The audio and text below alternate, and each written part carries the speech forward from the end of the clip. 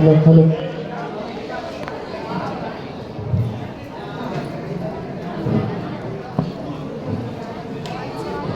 ರಾಜಾದಿರಾಜ ರಾಜ ಗಂಭೀರ ರಾಜ ಮಾರ್ತಾಂಡ ದಶರಥ ಮಹಾರಾಜ್ಗೆ ಬಹುಪರಾಕ್ ಬಹುಪರಾಕ್ ಬಹುಪರಾಕ್.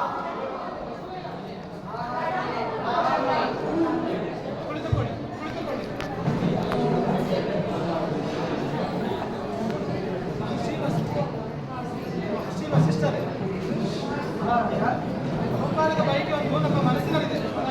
ಹೇಳಬೇಕೆಂದಿದ್ದೇವೆ.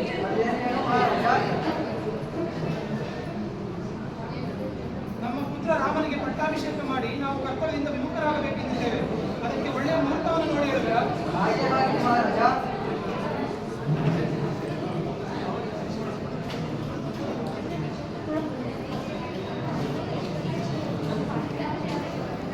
ಮಹಾರಾಜ, ಶುಭ ಮರಣದ ರಾಮಚಂದ್ರದ ಶತಕದಲ್ಲಿ ನಾಳೆ ಶುಭ ಮುಹೂರ್ತವಿದೆ. ಪ್ರಣಾಮಗಳು ಪಿತಾಶ್ರೀ. ಶುಭವಾಗಲಿ ಪುತ್ರ. ಪ್ರಣಾಮಗಳು ಪಿತಾಶ್ರೀ. ಶುಭವಾಗಲಿ ಪುತ್ರ. ಪ್ರಣಾಮಗಳು ಗುರುವರ್ಯರೇ. ಪ್ರಣಾಮ ಮನಸ್ವರ. ಪ್ರಣಾಮಗಳು ಗುರುವರ್ಯ. ಪ್ರಣಾಮ ರಾಮ.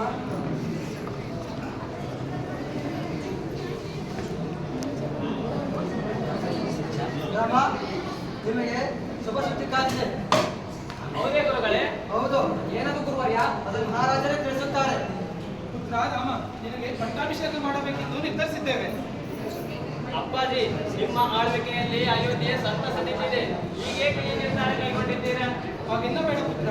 ನಮಗ ವಯಸ್ಸಾಗುತ್ತಾ ಬಂತು. ಮೊದಲಿನಂತೆ ರಾಜ್ಯಭಾರ ಮಾಡಲು ಆಗುತ್ತಿಲ್ಲ. ಹಾಗಾಗಿ ನಿರ್ಧಾರ ಕೈಗೊಂಡಿದ್ದೇವೆ. ನಿಮ್ಮ ಮಾತು ನನಗೆ ವೇದವಾಕ್ಯ. ಹಾಗೆಯೇ ಆಗಲಿ ಪಿತಾಶ್ರೀ.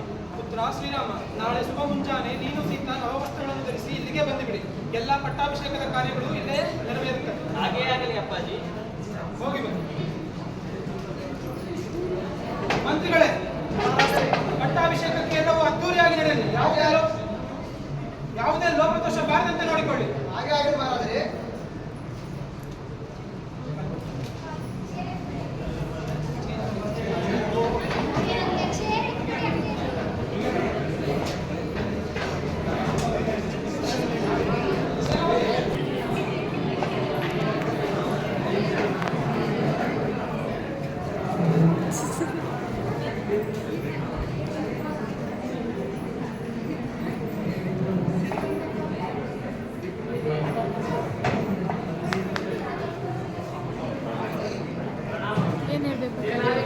ಸಭೆ ಹೇಗಿದೆ? ತಿಳಿಯದೆ ಯುವರಾಜ, ನಿನ್ನೆ ಮಹಾರಾಜರ ಎಲ್ಲ ಸೂಚನೆಗಳಿಗೆ ಎಲ್ಲವೂ ವಿರುದ್ಧವಾಗಿವೆ. ಏನಾಯಿತು ಎಂದು ತಿಳಿಯುತ್ತಿಲ್ಲ.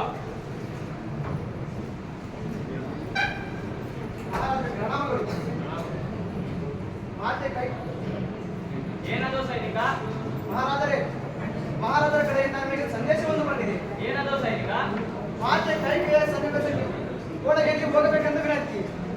ಹಾಗೆಯೇ ಆಗಲಿ, ನೀವು ಹೊರಡಿ. ಜಾನಕಿ, ನೀನು ಇಲ್ಲೇ ಇರು, ನಾನು ಹೋಗಿ ಬರುತ್ತೇನೆ.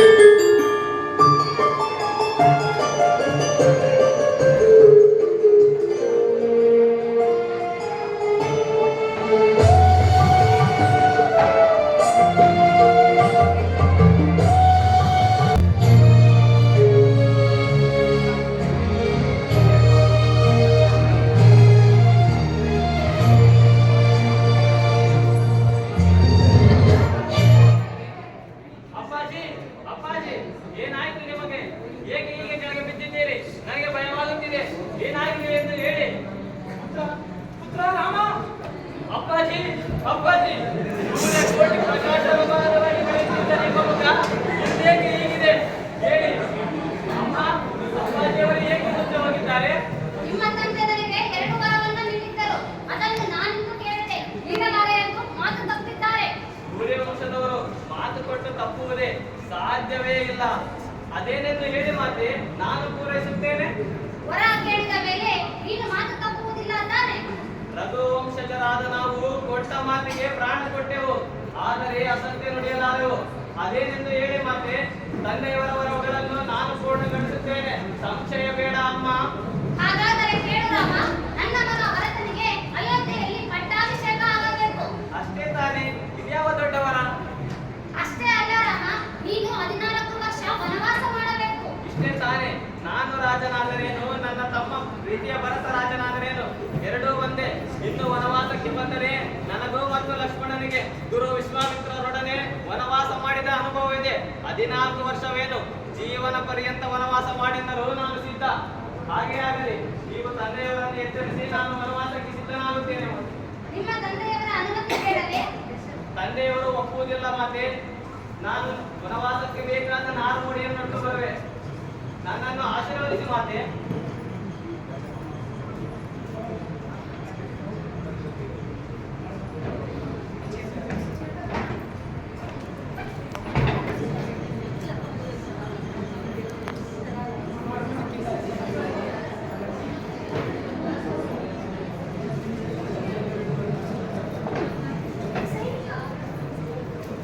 ಏನಾಯ್ತು ಪ್ರಾಣೇಶ್ವರ? ಪಟ್ಟಾಭಿಷೇಕ ನನಗಲ್ಲ, ಭರತನಿಗೆ ಮತ್ತು ನನಗೆ 14 ವರ್ಷ ವನವಾಸ. ಇದು ಕೈಕೆ ಮಾತೆಯ ಆಜ್ಞೆಯಾಗಿದೆ ಜಾನಕಿ. ನಿಮಗೆ ಸಂತೋಷವೇ? ಅದರಿಂದ ಬೇಕಾಗುತ್ತಿಲ್ಲವೇ? ನನ್ನ ಬದಲು ನನ್ನ ಪ್ರೀತಿಯ ತಮ್ಮ ಭರತನಿಗೆ ಪಟ್ಟ. ಇದಕ್ಕಿಂತ ಸಂತೋಷದ ವಿಷಯ ಇನ್ಯಾವುದೇ ಹೇಳುತ್ತಿದ್ದೆ? ಸರಿ, ಹಾಗಾದರೆ ವನವಾಸ ಮಾಡಲು ದುಃಖವಾಗುತ್ತಿಲ್ಲವೇ? ದುಃಖವೇ. ತಂದೆಯವರ ಮಾತನ್ನು ನಾನು ಪೂರ್ಣಗೊಳಿಸುತ್ತಿರುವೆ. ಅದೇ ಸಂತೋಷ ನನ್ನಲ್ಲಿ ತುಂಬಿದೆ ಸೀತೆ. ಪ್ರಾಣೇಶ್ವರ, ಇಲ್ಲ ಪ್ರಾಣೇಶ್ವರ, ನಿಮ್ಮ ಸಾಕ್ಷ್ಯವೇ ನನಗೆ ಸ್ವರ್ಗ. ನಿಮ್ಮನ್ನು ಅವರಿಗೆ ಒಂದು ಕ್ಷಣ ಇರಲಾರೆ. ಬೇಡ ಸೀತೆ, ಸುಕೋಮಲೆಯಾದ ನೀನು ವನವಾಸದಲ್ಲಿ ಜೀವಿಸಲು ಸಾಧ್ಯವಿಲ್ಲ. ಪ್ರಾಣೇಶ್ವರ, ಪತಿಯಲ್ಲಿರುವನು ಅಲ್ಲಿ ಪತ್ನಿ ಇರುವಳು. ಅದುವೇ ಸ್ತ್ರೀ ಧರ್ಮ. ನನ್ನನ್ನು ನಿಮ್ಮ ಜೊತೆ ಕರೆದುಕೊಂಡು ಹೋಗಿ ಪ್ರಾಣೇಶ್ವರ.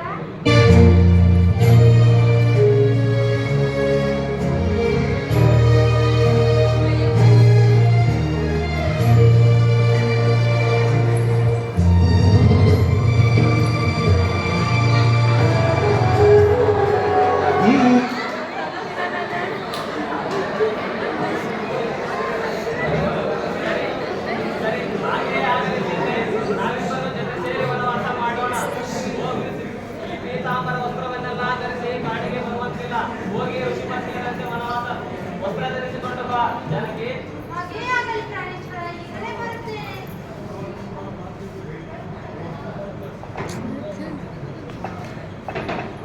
ಅಣ್ಣ ಅಣ್ಣ, ಏಕೆ ಅಲ್ಲಿಗೆ ಎತ್ತುಕೊಂಡು ಹೋಗುತ್ತಿದ್ದಾರೆ? ಏಕೆ ಸಭೆಯಲ್ಲಿ ಯಾರೂ ಇಲ್ಲ? ಲಕ್ಷ್ಮಣ, ನಾನೊಂದು ಹೇಳಿದರೆ ಕೇಳುತ್ತೀಯ ಅಲ್ಲವೇ? ಏನು ಹೇಳ್ತಿರುವೆ ಅಣ್ಣ? ನಾನು ಎಂದರೆ ಏನು, ಅಣ್ಣನ ಮಾತನ್ನು ಮೀರುವುದು ಎಂದರೇನು?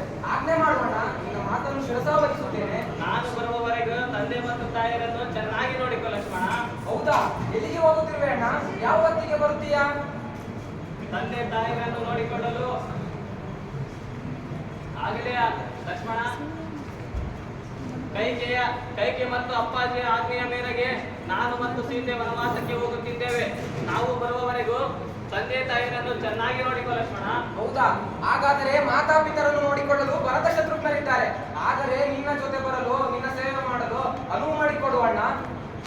ಈ ಜನ್ಮ ಜನ್ಮದ ಸಾಗರದಲ್ಲಿ ರಾಮನೇ ಆದಿ, ರಾಮನೇ ಹಾದಿ, ಪ್ರೇಮ ಸುಧೆಯನ್ನು ಹೀರುವ ಮೂರ್ತಿ, ರಾಮನೇ ಕೀರ್ತಿ, ರಾಮನೇ ಸ್ಫೂರ್ತಿ, ರಾಮ ಸೀತಾರಾಮ ಅಚಲ ಚರಿತೆ,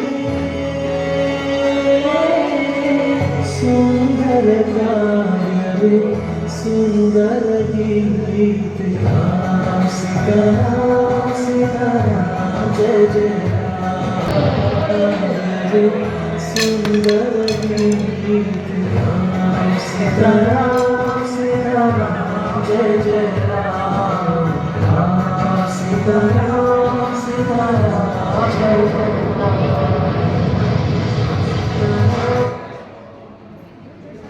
ಚಪ್ಪಾಳೆ.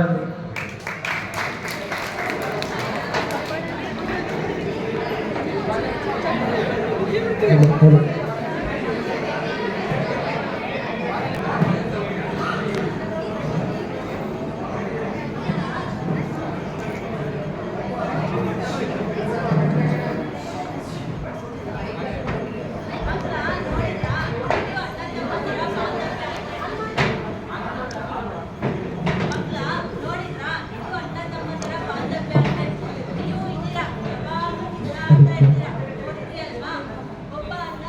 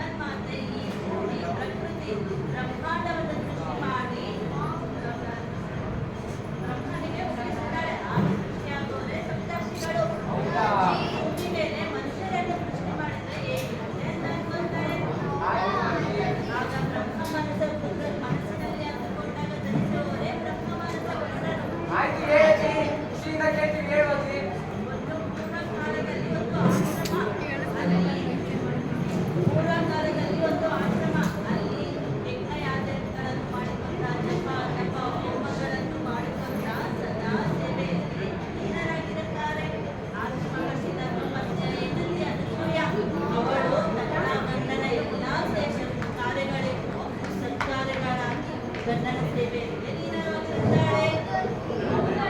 ತಾಯಿಯನ್ನು ಕೇಳಿಸ್ಕೊತೀರಾ?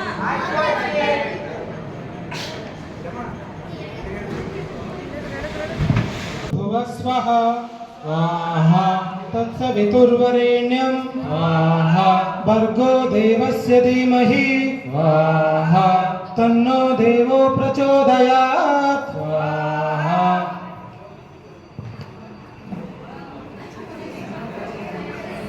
ಅನಸೂಯ, ಸತತ 6-7 ದಿನಗಳ ಕಾಲದಿಂದ ಯಾಗವನ್ನು ಮಾಡಿ ನಿರಾಶನಾಗಿದ್ದೇನೆ. ನನ್ನನ್ನು ಹೇಗಾದರೂ ಮಾಡಿ ಆಶ್ರಮಕ್ಕೆ ತಲುಪಿಸುವ.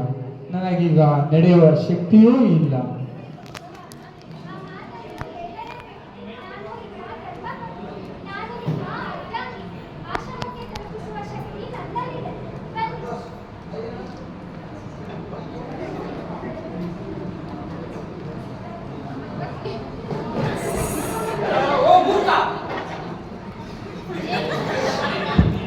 ಅಕಾರಣವಾಗಿ ನನ್ನನ್ನು ತುಳಿದವ ಅನ್ಯಾಯಿ, ನಿನ್ನ ಪಾಪದ ಫಲವಾಗಿ ಬೆಳಗ್ಗೆ ಸೂರ್ಯೋದಯದ ವೇಳೆ ಸಾಯಿ.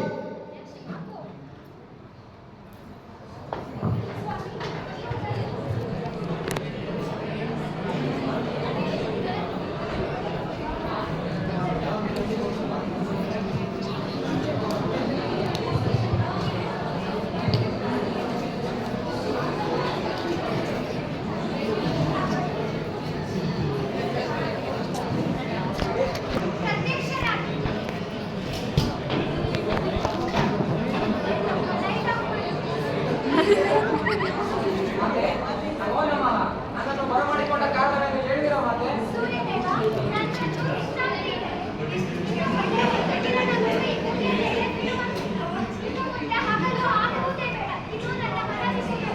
ಮಾತೆ, ಅದು ಅಸಾಧ್ಯ. ನನ್ನ ಕಿರಣಗಳು ಭೂಮಿಯ ಮೇಲೆ ಬೀಳದೆ ಹೋದರೆ ಅನೇಕ ಸಸ್ಯ ಸಂಕುಲವು ಬೆಳೆಯಲಾರದು. ಮಾನವ ಸಂಕುಲವು ಅನೇಕ ರೋಗ ರುಜಿನಗಳಿಗೆ ಬೆಳೆಯುತ್ತವೆ. ಇಂಥ ದುಷ್ಕೃತ್ಯಕ್ಕೆ ನನ್ನನ್ನು ತಳ್ಳಬೇಡಿ ಮಾತೆ.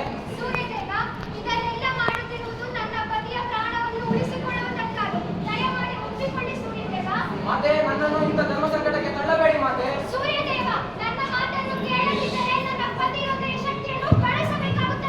ಹೆಂಗಪ್ಪ ಮಾಡೋದು? ಬ್ರಹ್ಮ ವಿಷ್ಣು ಮಹೇಶ್ವರರೇ ಮುಂದೆ ಮಕ್ಕಳಾಗೋದ್ರು, ಇನ್ನು ನಮ್ಮ ಪರಿಸ್ಥಿತಿ. ಆಗಲಿ ಮಾತೆ, ನಿಮ್ಮ ಆಜ್ಞೆಯನ್ನು ನಾನು ಪಾಲಿಸುತ್ತೇನೆ.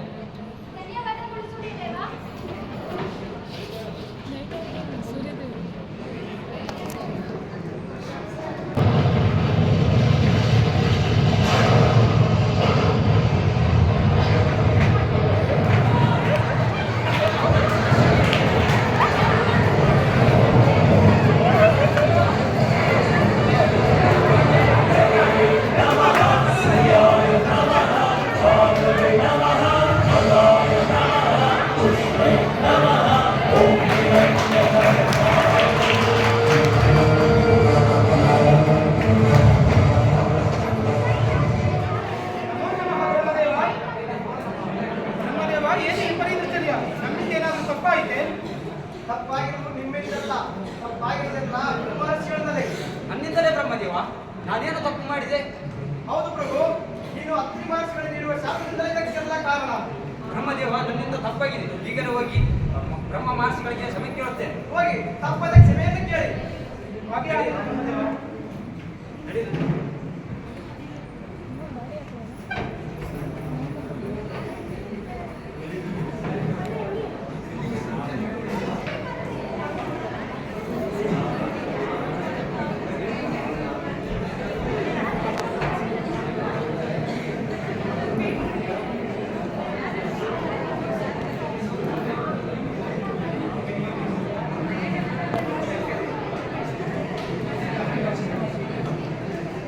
ಮಾತೆ,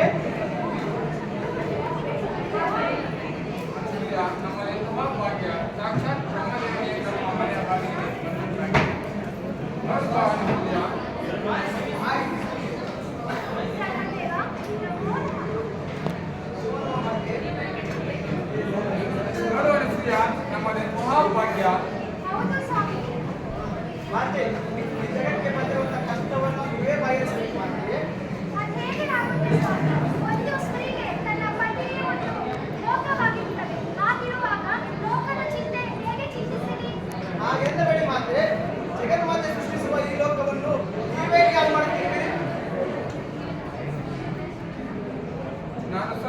ಮುಂದೆ ಇಲ್ಲ. ಇನ್ನ ಆಜ್ಞೆಯನ್ನು ಹಿಂದಕ್ಕೆ ತೆಗೆದುಕು. ನಾನು ಒಂದು ಷರತ್ತಿನ ಮೇಲೆ ಆಜ್ಞೆಯನ್ನು ಹಿಂಪಡೆಯುತ್ತೇನೆ. ಏನು ಮಾತೆ?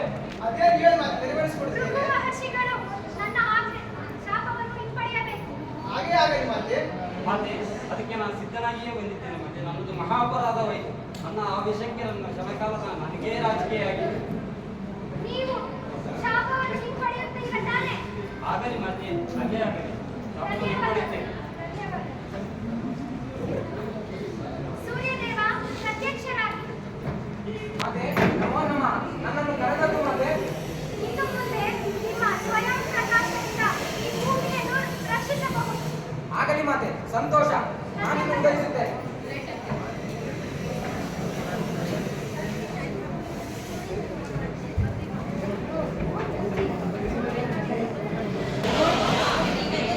ಏನರ್ಥ ಆಯ್ತು?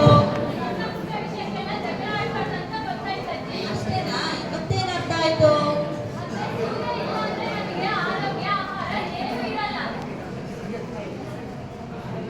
ಮತ್ತೆ ಏನಾಯ್ತು ಮಕ್ಕಳ? ಏನರ್ಥ ಆಯ್ತು? ಹೌದು, ನೀವೆಂತ ಜಗಳ ಆಡ್ತಾ ಇದ್ರಿ? ಮತ್ತೆ ನಿಮ್ಮ ಮಗ ನನ್ನ ತಮ್ಮನಿಂದ ಕೊಟ್ಟಿರೋಂಥ ಒಡವೆಗಳನ್ನೆಲ್ಲ ತಗೊಂಡೋಗಿ ಅಡಗಿಟ್ಟು ಸೋತ್ ಬಂದಿದ್ದಾರಂತೆ. ನೋಡು ಮಗನೇ, ಈ ಚೂಚಾಟ ಅನ್ನೋದು ಒಂದು ಕಾಯಿಲೆ. ಅದಕ್ಕೆ ನಮ್ಮನ್ನು ನಾವು ಹತೋಟಿಯಲ್ಲಿ ಇಟ್ಕೋಬೇಕು. ಇನ್ ಮುಂದೆ ಹಾಗೆಲ್ಲ ಮಾಡಬಾರ್ದು, ಸರಿನಾ? ಸರಿ, ಆಯ್ತು ಅಮ್ಮ. ಸರಿ ಮಕ್ಕಳ, ಈಗೆಲ್ಲ ನಿಮ್ಗೆ ಮಹಾಭಾರತ ಕಥೆ ಹೇಳ್ತೀನಿ. ಸರಿ, ಕೇಳಿಸ್ಕೊತೀರಾ?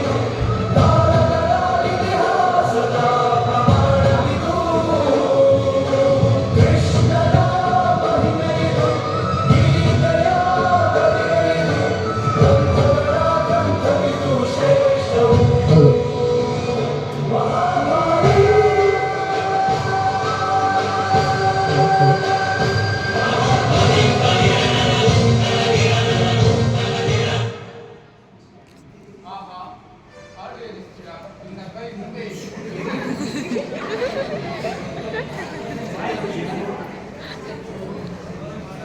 ರಾಮ, ನೀವು ಸಮಂಜಗಳೇ ಮಾಡಿ ತೆಗೆದುಕೊಳ್ಳಿ ತಾಳ.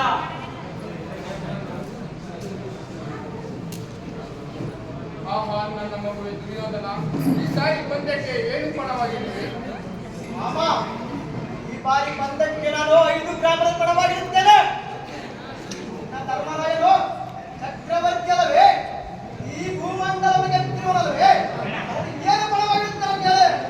ನಿಮ್ಮ 5 ಗ್ರಾಮಗಳ ಬದಲಾಗಿ ನಮ್ಮ ಇಂದ್ರಪ್ರಸ್ಥಾನ ಮನೆಯನ್ನು ಪಣವಾಗಿಡುತ್ತೇನೆ. ಅದು ಪಾಂಡವರೆಂದರೆ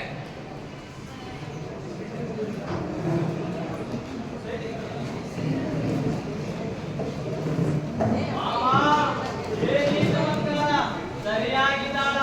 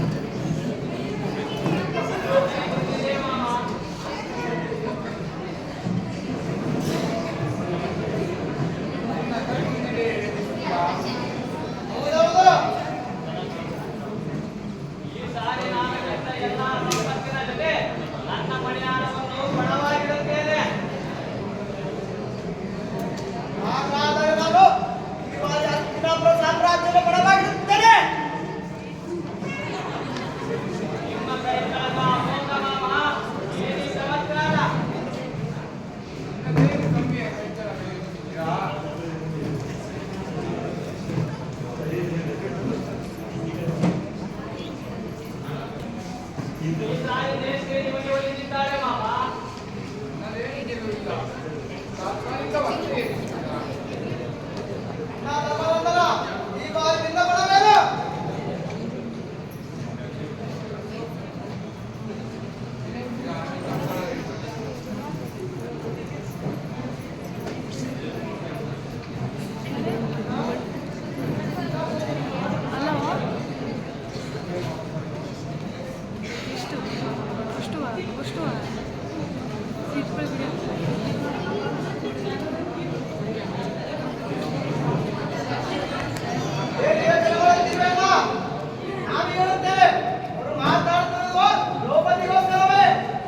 ಹೌದೇ, ದ್ರೌಪದಿಯನ್ನು ಪಣವಾಗಿಟ್ಟು ಆಡುತ್ತೇವೆ. ಬೇಡ ಬೇಡ ಅಣ್ಣ. ದುರ್ಯೋಧನ ಸಾಕು ಮಾಡೋಣವೇ?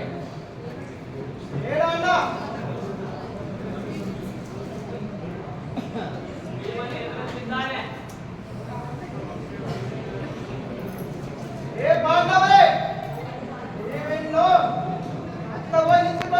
ನಮ್ಮ ದಾಸರಾಗಿರುವೆ. ನಿಮ್ಮ ಆಭರಣದ ಬಿಚ್ಚಿಟ್ಟವನ್ನೇ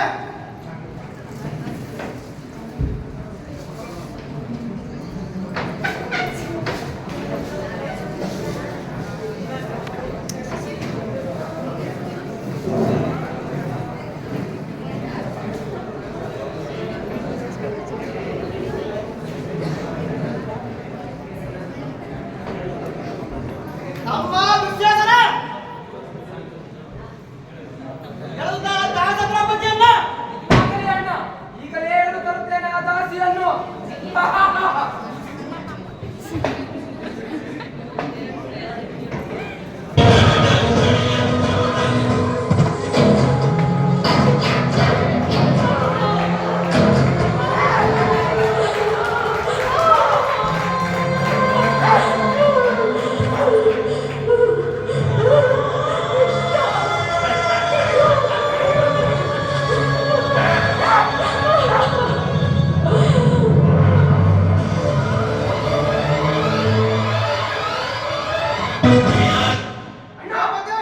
ನೋಡು, ಎಳೆದು ತಂದಿರುವೆ ಈ ದಾಸಿಯನ್ನು.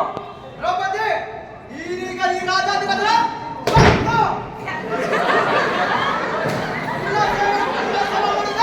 ನಿಮ್ಮ ಕೆಲಸವಾಗಿದೆ.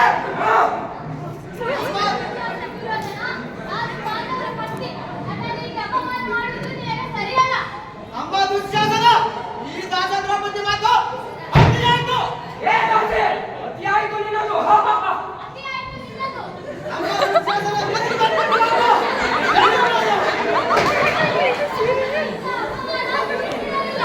ಅವ ಏನು ಮಾಡಿಯಾರು ದ್ರೌಪದಿ? ಇಂದು ನಿನ್ನನ್ನು ನಮ್ಮಿಂದ ಯಾರೂ ರಕ್ಷಿಸಲಾರರು.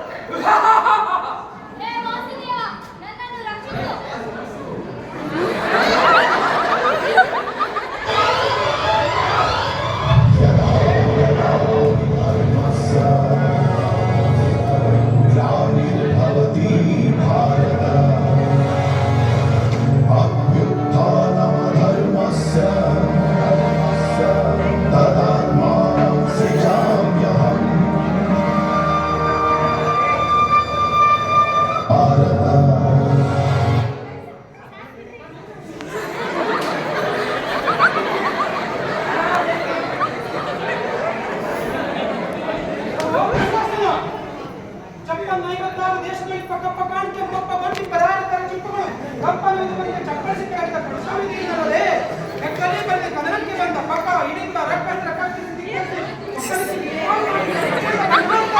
ಹರಿಬಲ ವಿಧಾನ ಭೀಮಸೇನ ಮಾಡುತ್ತಿರುವ ಪ್ರತಿಜ್ಞೆ ಇದು. ಕೆಲವು ದುಶ್ಯಾಸನ ತುಂಬಿದ ಸಭೆಯಲ್ಲಿ ದ್ರೌಪದಿಯ ಸೀರೆಯನ್ನು ಅವಮಾನಿಸಿದೆ ಅಲ್ಲವೇ? ನಿನ್ನ ಎದೆ ಬಗೆದು ಭಗವಾನನೇ ಕುದಿಯುತ್ತಿರುವ ನಿನ್ನ ರಕ್ತದಿಂದ ದ್ರೌಪದಿಯ ಮುಡಿಗೆ ಮಜ್ಜನ ಮಾಡುತ್ತೇನೆ.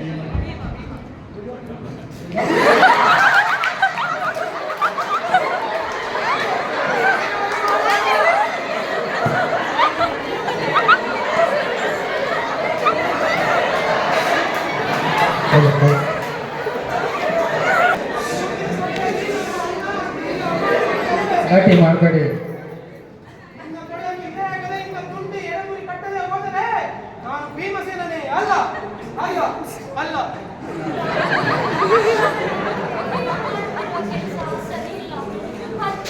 ದ್ರೌಪದಿ ನಿನ್ನ